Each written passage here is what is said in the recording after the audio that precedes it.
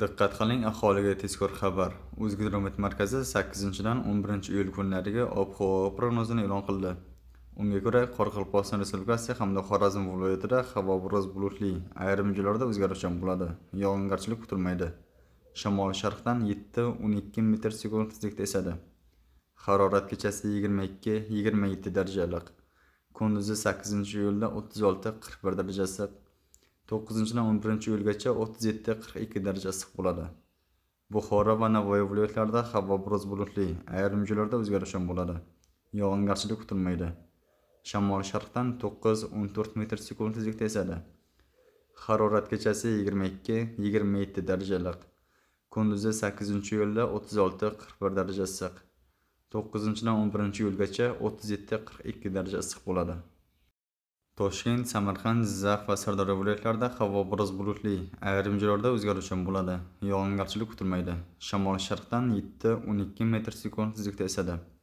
Harorat kechasi 22-27 darajalik iliq. Kunduzi 35-40 daraja issiq bo'ladi. Qashqadaryo va Surxondaryo viloyatlarida havo biroz bulutli, ayrim joylarda o'zgaruvchan bo'ladi. Yog'ingarchilik kutilmaydi. Shamol sharqdan 7-12 metr/sekund tezlikda esadi. Harorat kechasi 22-27 darajalik. Kunduzi 37-42 daraja issiq bo'ladi. Farg'ona, Andijon hamda Namangan viloyatlarida havo biroz bulutli, ayrim joylarda o'zgaruvchan bo'ladi. Yog'ingarchilik kutilmaydi. Shamol sharqdan 5-10 metr/sekund tezlikda esadi. Harorat kechasi 8-iyulda 20-25 darajalik. 9-dan 11-iyulgacha 22-27 darajalik. Kunduzi 35-40 daraja issiq bo'ladi.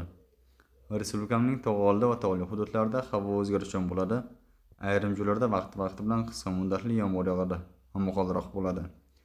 Shamol sharqdan 7-12 metr/sekund tezlikda esadi. Harorat kechasi 15-20 darajalik, kunduzi 23-28 darajalik bo'ladi. O'zingizni asrang, xayr, salomat bo'ling.